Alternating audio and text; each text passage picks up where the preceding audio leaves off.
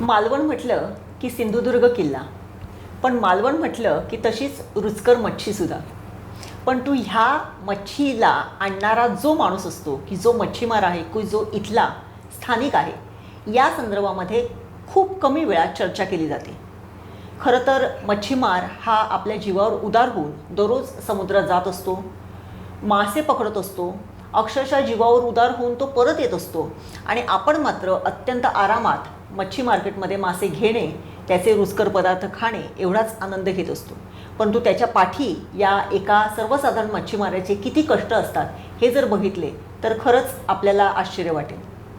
या सगळ्यांच्या पाठी ह्या मच्छीमारांना एकत्र घेऊन चालणारी संस्था असते आणि अशाच एका मालवणातल्या जुन्या संस्थेच्या ऑफिसमध्ये आज आपण आलेलो आहोत. आपल्याबरोबर आहेत या मालवण मच्छीमार सहकारी संस्थेचे अध्यक्ष विकी चोपडेकर. चोपडेकर साहेब, तुमचं खूप खूप स्वागत आहे. मच्छीमार हा स्थानिक आहे.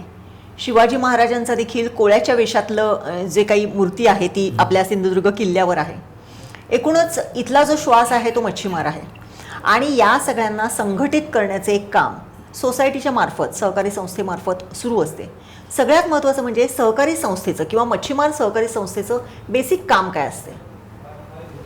मच्छीमार संस्था जी आमची आहे, म्हणजे आमची मालवण मच्छीमार सहकारी संस्था ही जवळपास 1993 सालापासून उदयास आली आणि त्याची संस्थापक आमचे श्रीकृष्ण सावळाराम तामणकर होते.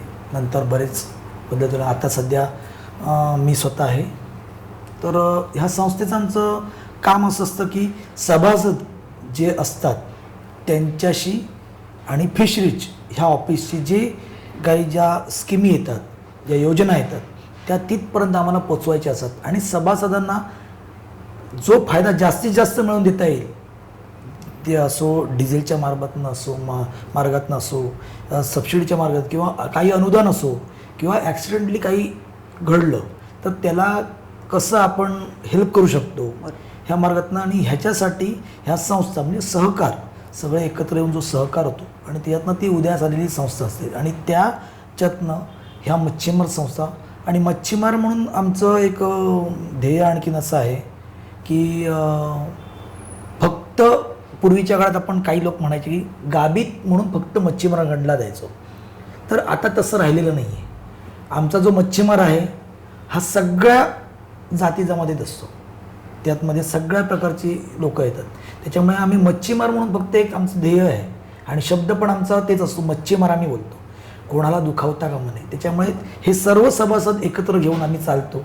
म्हणून आमची सहकारी संस्था ही अजून तागायत टिकून आहे आणि पुढेही त्या लोकांच्या आशीर्वादाने किंवा आम्ही त्यांच्याशी कनेक्ट असल्यामुळे आमची संस्था टिकून राहील. निश्चितच. आता जसं म्हणालात की केवळ मच्छीमार किंवा गाबीत असं नाही तर सर्वसमावेशक आहे तुमची संस्था.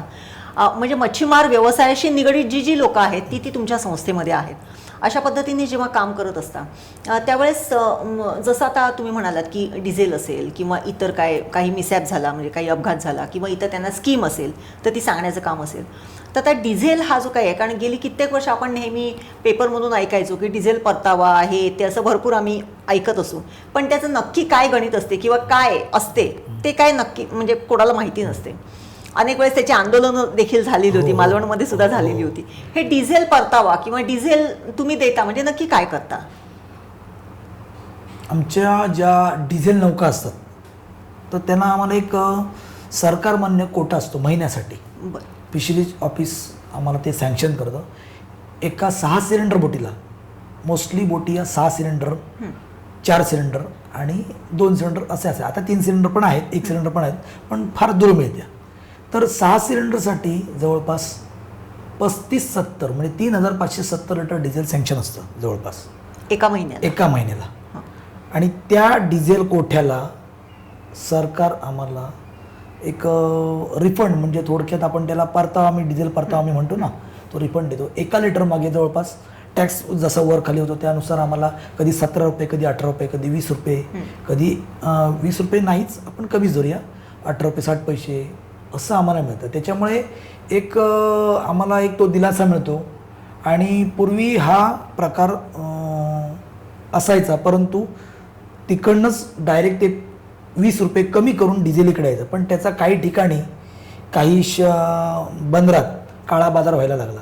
मग सरकारने काय केलं की तुम्हाला आम्ही त्याच रेटने देणार आणि तुमचा जो परतावा आहे तो आम्ही तुम्हाला नंतर तुमच्या अकाउंटला देणार. त्यामुळे ह्याच्यात एवढं शुद्धता आणि स्वच्छता आली की जो घेणारा आहे डिझेल त्याच्याच नावावर तो परतावा जमा व्हायला लागला. त्यामुळे ह्याच्यात काळा बाजार होण्याची 99.99% अगदी ग्वाही देतो आम्ही की होत नाही म्हणून. असा डिझेलचा कारभार आहे. आणि ह्या डिझेलच्या कारभारात आता तुम्हाला सांगायचं तर पूर्वी आमच्या मालवणात 350 बोटी होत्या. आत्ता त्या बोटी जर तुम्ही हिशोब घातल्या तर कमीत कमी 40 बोटी शिल्लक राहिल्यात फिशिंगच्या. म्हणजे हा प्रकार डिझेल आमचं पूर्वी आणायचं एवढं टर्नओव्हर असायचा आणि आता तो टर्नओव्हर एकदम कमी झालेला आहे. त्याच्यामुळे संस्थेचं जे काय म्हणतात ते अर्निंग जो काहीतरी आर्थिक व्यवस्था जी आमची आर्थिक चलन ते एवढं खाली गेलेलं आहे की कधी कधी असा विचार पडतो की एक चेअरमन हा असतो एक 5 वर्ष किंवा 10 वर्षाकरता असतो, तो खुर्चीवरनं उठून जाणार. पण त्या संस्थेत असले जे कर्मचारी आहेत ते तर वर्षानुवर्षे त्या खुर्चीची इमानदारीत बसलेले असतात. मग त्यांचं पुढे काय हा आम्हाला ह्याच्यामुळे प्रश्न पडत राहिला. नक्कीच. आता जे म्हणाला तुम्ही की मालवण बंदरामध्ये किंवा मालवणमध्ये 350 बोटी होत्या त्याची म्हणजे संख्या अक्षरशः 40वरती आलेली आहे. एक मच्छीमार आहात तुम्ही, स्वतः बोटधारक आहात. काय कारणं असतील या कमी झालेल्या बोटींच्या संख्येची? याचं पूर्वी मासा हा एवढा मुबलक प्रमाणात मिळायचा की आम्ही म्हणजे 350 बोटी होत्या म्हणजे तुम्ही विचार करू शकता की मुबलक होता म्हणून किती प्रमाणात मासा मारायचा. अक्षरशः रात्री आम्ही माशांच्या अशा लाईनी लावून असायचो. आत्ता माझा नंबर येणं म्हणजे संध्याकाळी 6 वाजता आलेली बोट माशाची वेट लावण्यासाठी कधी कधी 11-12 वाजायची. एवढा मासा बंपर प्रमाणात आम्ही लाईन लावून असायचो. तर आता हळूहळू काय व्हायला लागलं आहे, निसर्गाचा समतोल पण बिघडतो आहे.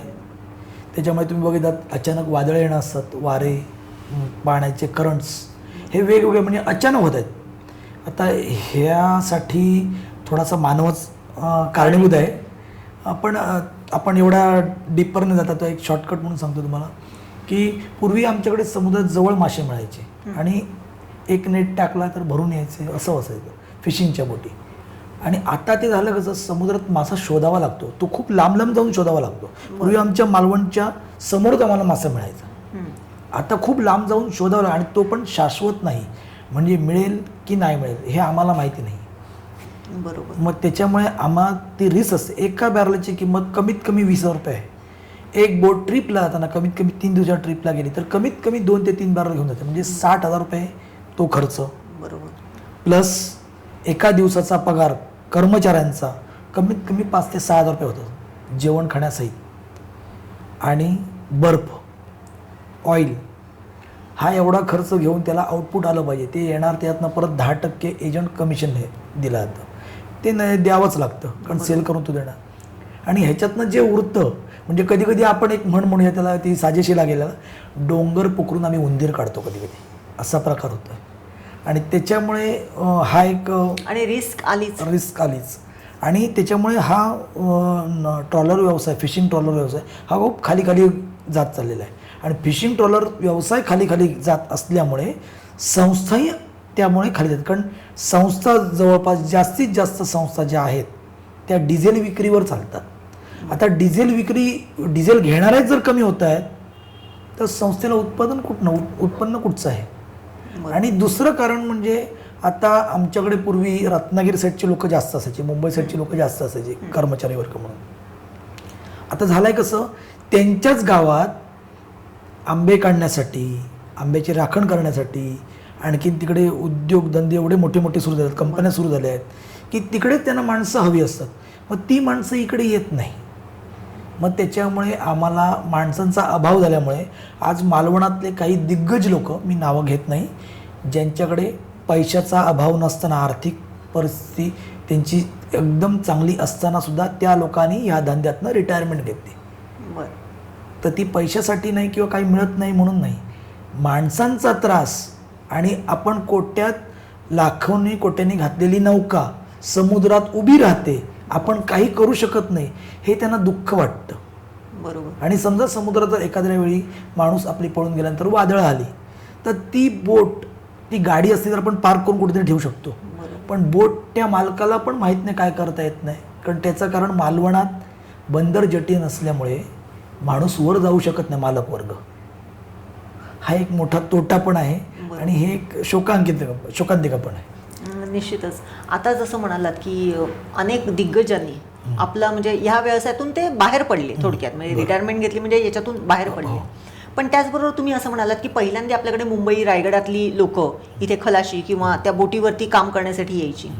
आता मात्र सर्रास आपण बघतो तर ती परप्रांतीय लोक बोटीवरती असतात आणि मग त्यांचं जे काय आहे, जसं तुम्ही म्हणालात की बोट आहे किंवा ते थांबतील न थांबतील कारण विश्वास नाही, हे जे काय आहे हे कशा पद्धतीचं? कारण आपण सर्रास बघतो बोटींवरचे खलाशी, बोटींवरचे तांडेल, पेपरमध्ये समजा त्यांचं काहीतरी भांडणं झालं तर ती नावं सुद्धा फार विचित्र असतात, म्हणजे आपल्या भागातली कधीच नसतात. या संदर्भात काय सांगाल? कारण हा सुद्धा एक मोठा प्रश्न आहे मच्छीमार व्यवसायाशी निगडीत असलेला. जसं मगाशी मी तुम्हाला सांगितलं की ह्या लोकांनी, दिग्गज लोकांनी याच्यातनं रिटायरमेंट माणसांअभावी घेतली, कर्मचारी वर्ग मिळत नाही म्हणून. आणि आमचं मॅडम हा जो ट्रॉलरचा धंदा आहे तर त्या ट्रॉलरच्या धंद्यामध्ये कमीत कमी 8 ते 9 माणसं लागतात. आता 8 ते 9 माणसांनी व्यवस्थित काम होतं, परंतु तीच माणसं समजा 3-4 पळून गेली तर त्या कामाचा लोड त्या माणसांवर डबल येतो. मग हळूहळू ती माणसं पण पळून जायला लागतात, मग त्यावेळी पूर्ण धंदा थांबतो. मग त्याच्यासाठी काही लोकांनी काय केलं की ज्या भागात थोडासा पैशाचा अभाव आहे, म्हणजे दुष्काळ आहे किंवा सुबत्ता नाही आहे, अशा भागातली लोक, म्हणजे उदाहरणार्थ झारखंड, ओरिसा, अजून तिकडे तेवढी सुबत्ता नाही आहे, काही ठिकाणी आहे, काही ठिकाणी आता होत आहेत, तर त्या ठिकाणी सुबत्ता नाही आहे. मग त्या ठिकाणची लोक आमच्याकडे त्या पैशाला काम करण्यासाठी इकडे येतात. मग त्यामुळे त्यांची काही नावं पण बघितलं तर तुम्ही थोडीशी विचित्र असतात. कधी कधी आपल्याला लिहिताना पण एवढी अडचण होते की पोलीस स्टेशनला कधी कधी लिहून द्यावं लागतं ना, आम्ही चुकत असतो, ते पोलीस लिहिताना पण चुकत असतात. मग आधार कार्ड, काही लोकांचे आधार कार्ड ते कन्नडमध्ये असतात, मग ते पण गोंधळ जातात, झेरॉक्स आणतात त्याचं. त्याच्यामुळे काही ठिकाणी आमच्या पोलीस स्टेशनवरनं आम्हाला सांगितलं जातं की तुम्ही त्यांची NOC घ्या, व्हेरिफिकेशन करून घ्या, त्यांचे आधार कार्ड घ्या, कारण काही वेळा ते बाहेरनं क्राईम करून आलेले असतात, हे आम्हाला माहिती नसतं. मग त्याच्यामुळे हे सगळं आम्ही जेवढं सहकार्य पोलीस स्टेशनला करता येईल तेवढं आम्ही करत असतो. बोट मालकांच्या वतीने आणि पोलीस स्टेशनच्या वतीने आम्ही एक मधला दुवा म्हणून असतो. मग आम्ही बऱ्यापैकी त्यांना हेल्प करतो. आणि ह्या अशा सगळ्या गोष्टी जे डोक्याला त्रास होतो त्याच्यामुळे ह्या बऱ्याचशा मगाशी सांगितल्याप्रमाणे पुन्हा सांगतो, दिग्गज लोकांनी याच्यातनं माघार घेण्याचं कारण हे आहे. बरोबर. आणि मग त्यामुळेच ती 350ची आता 40वरती जी संख्या आलेली आहे ते सुद्धा त्याचं कारण असू शकते. आताच तुम्ही बोलता बोलता बोललात की बोट जर समुद्रात उभी असेल आणि जर माणसं नसतील तर त्या मालकाने करायचं तरी काय, कारण ती काही गाडी नाही कुठेतरी जाऊन पार्क केली. मग बंदर जेटीचा काहीतरी तुम्ही उल्लेख केलात, नक्की काय म्हणजे बंदर जेटी झाली तर काय होऊ शकते मालवणमध्ये? बंदर जेटी जर मालवणमध्ये झाली तर नक्कीच सुबत्ता होईल. म्हणजे कसं, एक थोडक्यात सांगतो. आता तिचं काही लोकांना असं वाटत असेल की बंदर जेटी झाली तर त्याला पर्सनेट लागतील, मग पर्सनेटचा आम्हाला तोटा होईल. पण एक माणूसचा फायदा होणार आणि त्यासाठी 100 माणसाचा तोटा करणं योग्य नाही आहे असं मला वाटतं, माझं वैयक्तिक मत. त्याच्यामुळे आमच्या आता आमच्या ज्या बोटी राहिल्या आहेत, शिल्लक राहिल्या बोटी, तर त्यांना कुठेतरी वाव मिळावा, त्यांना कुठेतरी त्या बोटीवाल्यांना, मालकांना बोटीवर लवकर जावं. आमचा 5 टन आम्हाला बर्फ भरायचा आहे तर आम्हाला 3 ते 4 तास लागतात. 5 टन माल उतरायचा आहे त्याला 3 ते 4 तास लागतात. मग तो माल म्हणजे 5-6 तास नुसते आमचे शिंगरू मेळ हेलपाट्याने म्हणतात ना, तसं होतं ते आमचं. म्हणजे तो वर्कर अक्षरशः कंटाळतो, होडी वलवून खाली आणायची. आणि त्यातनं मॅडम ज्यावेळी वेव्ज मोठ्या येतात त्यावेळी ती मासळी पलटी पडते, मासळी जाते आमची. म्हणजे 4 दिवस कमवून आणलेली, मेहनतीने केलेली मासळी जाते. कधी कधी बर्फाचा पगार होडी आमची बुडून जाते, कधी कधी आमची मनुष्यहानी पण होते. मग त्यावेळी जर जेटी जर आम्हाला असते तर आज सरकारच्या नियमानुसार अनधिकृत ज्या बोटी असणार त्यांना तर ते लावायला देणारच नाही. मग अधिकृत बोटींसाठी कुठेतरी हा वाव दिलाच पाहिजे. त्याच्यामुळे माझं म्हणणं की जर, आणि त्याचबरोबर ह्या ज्या छोट्या नौका आहेत म्हणजे गिल नेट्स म्हणतो आपण, सुरमईची जाळी, बरोबर, तर सुरमईच्या जाळ्यासाठी आमच्याकडे कधी कधी एक मोठा मासा मिळण्यासाठी मोठ्या आसची म्हणजे मोठी भूक असलेली जाळी बरोबर. आणि छोट्या माशासाठी छोटी आस असलेली जाळी अशी. आता 2 सेट होड्यात आम्ही छोट्या होड्यात ठेवू शकत नाही, ज्या सुरमईच्या जाळ्या. बरोबर. मग त्यावेळी जर जट्टी असते तर त्याच आमच्या लोकांना ती जाळी पटकन उतरून जट्टीवर ठेवली, दुसरा सेट गाडीतनं तयार करून मालकाने आणला पटकन, की ही फास्ट कामं होऊ शकतात, की आलेला मासा आजच्या आज मच्छीमाराला मारता आला पाहिजे. कारण एक दिवस चुकला की तो दिवस पुन्हा येत नाही मच्छीमाराच्या आयुष्यात. जो लॉट चुकला तो पुन्हा मारू शकत नाही. मग त्याच्यामुळे जर जट्टी जर झाली तर हे छोटे मच्छीमार आणि मोठे मच्छीमार ह्यांचा नक्कीच फायदा होईल. आता अनधिकृत मच्छीमारांचा फायदा होतो आहे म्हणून मी अधिकृत मच्छीमारांना डावलणं हे चुकीचं आहे. मग त्यासाठी शासन आहे आपलं, हे आहेत काय म्हणतात ते फिशरीज ऑफिस आहे, त्याच्यासाठी तुम्ही त्यासाठी त्यांच्या कलेनं चालू शकता. आणि आज आपले राणेसाहेब आहेत, म्हणजे त्यांच्याकडेच हे सगळं मंत्रिपद आहेत. आता 5 वर्षापर्यंत आपले अगदी ते ठाम आहेत. बरोबर. आणि सांगायची एक गोष्ट म्हणजे आपले तिन्ही राणेसाहेब किनारपट्टीच्या हातात असल्यामुळे आपल्याला जे हवं ते घडवू शकतो. तुमच्याकडे त्यांच्याकडे धमक आहे तेवढी. मग त्यामुळे असं मला असं वाटतं की हे जर असं जट्टी जर झाली तर सगळ्या लोकांचा नक्की फायदा होईल. बरोबर. तोटा जास्त की फायदा जास्त हे बघायचं असतं. एक छोट्याशा तोट्यासाठी जास्त फायदा गमावणं म्हणजे व्यावहारिक दृष्टीतनं हे योग्य नाही. निश्चितच. आता जसं तुम्ही म्हणाला बंदर जेटीचं एक आहे, सातत्याने आम्ही हे पण असं ऐकत असतो की माशाची जाळी जी असते ती ते केंड मासा तो कुरतडून टाकतो आणि बऱ्याच वेळेस अनेक लाखोंचं नुकसान होतं मच्छीमारांचं. काय केंड माशाची काय परिस्थिती आपल्या किनाऱ्यावर? केंड मासा मॅडम एक ठराविक एरियात वेळी येतो पूर्वी, पण आता त्याचं विशेष म्हणजे जसं म्हणतात ना आपण निसर्गाचा समतोल बिघडला तसं तो कधी पण येतो. म्हणजे आम्हाला पण आश्चर्य वाटतं. आणि ते होतं आहे कसं, तो माशाचं एक वैशिष्ट्य कसं असतं, तो मासा जाळ्यात अडकल्यानंतर कुठचा एक वेगळा केंड नाही, बाकी कुठचे मासे जाळ्यात अडकल्यानंतर तो जो मासा आहे तो खाताना जशी कुर्ली आणि म्हाकुल म्हणजे स्क्विड, ही स्क्विड जेव्हा माशाला खाते जाळ्यात अडक ती पण खाते, पण ती खाताना काय करते फक्त मांसल भाग खाते, जाळी खात नाही. ओके. पण हा केंड मासा हा असा आहे म्हणजे उपद्रवी म्हणूया त्याला आपण, आमच्या दृष्टिकोनात आमचा खूपच शत्रू, मोठा शत्रू, तो जाळ्यासहित खातो. आणि आता समजा एक बुगडी म्हणून एक ट्युना फिश म्हणून असतं, तुम्हाला माहीत असेल, तर आम्ही त्याला बुगडी म्हणतो की हापूनसा म्हणतो. तो जेव्हा छोटी असते ना, आमच्या मच्छीमारी शाळेत इकडच्या मालवणच्या भाषेत त्याला केळी म्हणतात, म्हणजे आम्ही नाव ठेवलं आहे त्याला. तर ती जेव्हा जाळ्यात मिळते तेव्हा ती अशी गोल फिरते, गोल फिरली की असा बुचडा होतो जाळ्याचा, की तो त्या बुचड्यासकट खातो केंड मासा. की तो जेव्हा आम्ही काढतो ना तेव्हा त्या जाळ्याचा एवढं मोठं भूक पडलेलं असतं. आणि अशी जर तुम्ही मला 100 जर भूकं पडली तर मासा मिळेल का? आणि हे आमचा त्रास आमच्या फिशिंग बोटींना फार कमी होतो, परंतु आमचे जे छोटे मच्छीमार आहेत म्हणजे गिलनेट्स किंवा बांगडी मारतात, तारली मारतात, ह्या लोकांना प्रचंड होतो. आणि त्याच्यात ते अक्षरशः नवीन केलेली जाळी ते बरबाद होऊन डोक्याला हात लावून बसतात. पण कधी कधी त्यांना उपजीविका चालली पाहिजे म्हणून ते रिस्क, म्हणजे आमचा मच्छीमारा असा आहे की रिस्क घेत असतो. बरोबर. दर्यावर्दी म्हणून त्याला म्हटलं जातं, बरोबर. कारण रिस्क घेत असतो तो. सगळ्यात समुद्रात जाण्यापासून ते मच्छीमारी करण्यापासून आमचा समुद्रातला मच्छीमारी हा सगळा रिस्क घेणार असतो. आणि त्यात आवर्जून सांगण्यासारखं म्हणजे आमचे जे छोटे मच्छीमार आहेत ते तुम्ही बघितलं नसेल तर कधीतरी या तुम्ही. आपल्या जेव्हा 1 ऑगस्टला आमची मच्छीमारी सुरू होते त्यावेळी एवढ्या मोठ्या लाटांना टक्कर देऊन, म्हणजे तुम्ही विचार कराल की एवढी मोठी लाटीतनी छोटी एवढी कशी जाते. आउटबोर्ड मशीन आमचे जे आहेत मच्छीमार, छोटे मच्छीमार आहेत, मग ते कसं काय करतात, तर ती एवढी मोठी नौका घेऊन, ते छोटी नौका घेऊन एवढ्या मोठ्या लाटातनं, म्हणून आम्ही त्यांना दर्यावादी म्हणतात ना कधी कधी. आणि असा आमचा दर्यावादी कधी कधी ह्या केंड माशामुळे एवढा त्रस्त होतो की कधी कधी बाहेर जाऊन सुद्धा त्याला टोपलीभर मासे मिळत नाही, किंवा जे मासे मिळतात समजा 5 टोपल्या मिळतात ते त्या केंडाने खाल्ल्याचं, की तो अक्षरशः हैराण होतो. आणि त्याला खाल्लेल्या माशाला रेट मिळत नाही. तो आम्ही घरात खाऊ शकतो, पण विकताना आम्ही समजा तुम्हाला जर द्यायला गेलो मासा तर तुम्ही म्हणा मला मी पैसे देणं, मला चांगला मासा दे पूर्ण अख्खाचा. माशाला खाल्लेला असतो, बरोबर. त्याला त्रास काही नाही, काय प्रॉब्लेम नसतो. पण विकत घेणारा म्हणतो मी मला चांगला दे म्हणून. मग त्यावेळी आमची मच्छीमारांची खूप अडचण होते आणि आम्हाला जे अपेक्षित उत्पन्न असतं ते मिळत नाही. आमच्या छोट्या मच्छीमारांचा हा मोठा म्हणजे खूप मोठा प्रॉब्लेम आहे.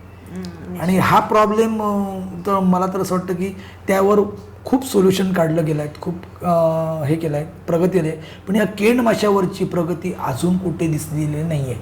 म्हणजे आता टर्टल डिव्हाइस बसवलं जात आहे, हो, कासव जाळ्यात होऊ नये म्हणून. आणखीन काहीतरी मोठ्या आजची जाळी वापरायची ज्यातून बारीक मासं पिल्लू निघून झालं पाहिजे. म्हणजे ही तुम्ही डेव्हलपमेंट करताय, सगळे करताय. तर पण ते केंड माशाला लांब कसा पाठवायचा, हां, तो आमच्या जाळ्याजवळ येऊ नये, त्याला काय करता येईल हे काही सांगते. मागे एक नेते मंडळी होऊन गेली, नाव घेत नाही मी. त्या नेते मंडळींनी असं म्हणजे ते थोडंसं त्यांच्यातून नॉलेज नसल्यामुळे ते बोलले की जाळ्यांना रॉकेल लावायचं म्हणता किंवा डांबर फासायचं आणि पाण्यात टाकायची. जाळ्याला मॅडम रॉकेल डांबर फासल्यानंतर आधी जाळी जवळ होणार, ती वेगळी होणार नाही एक.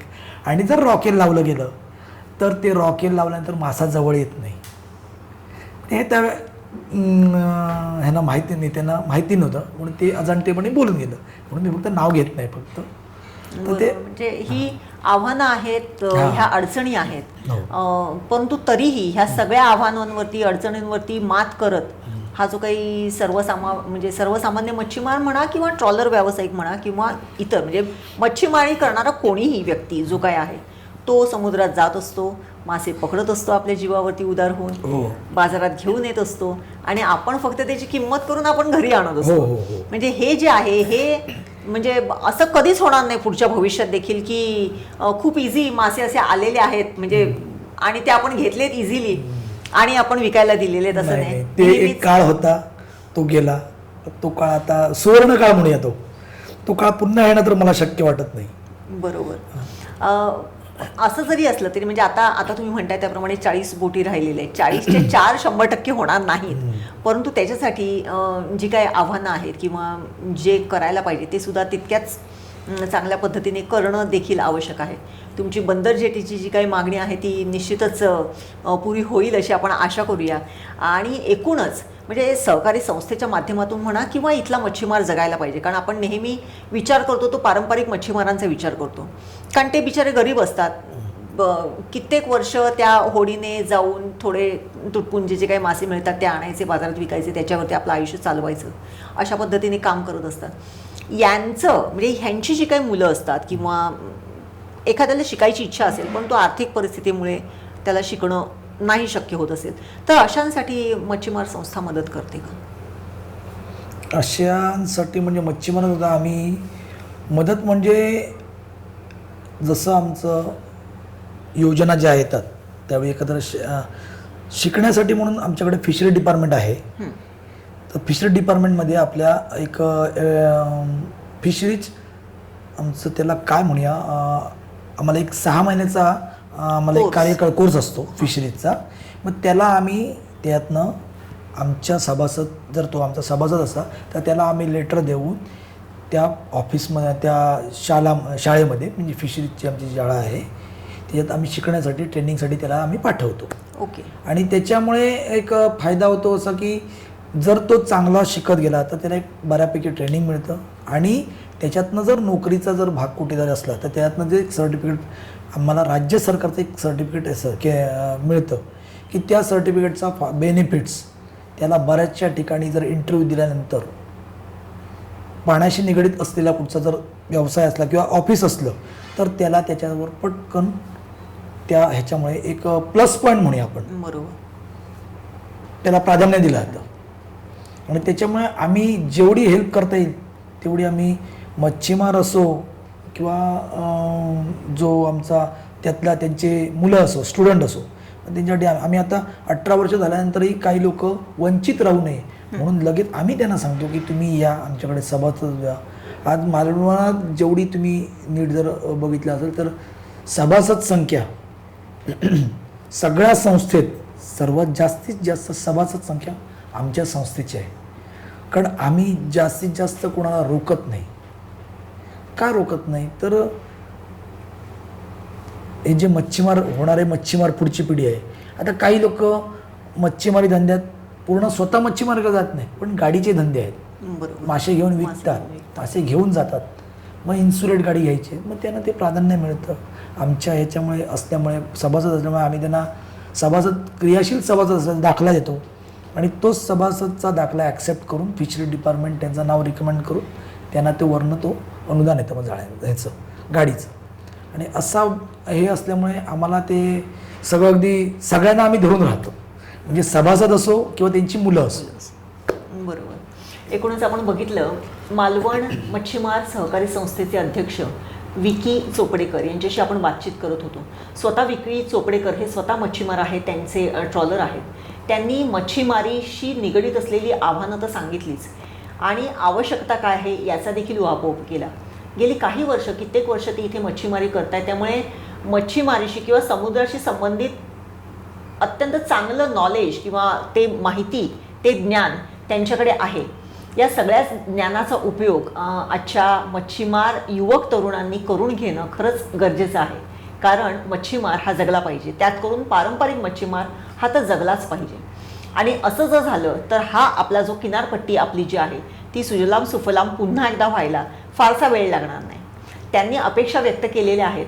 निश्चितच त्यांनी असं जे म्हटलेलं आहे की आपल्या मालवण किनाऱ्यावरती जी बोटींची संख्या होती ती संख्या आज खूप कमी झालेली आहे.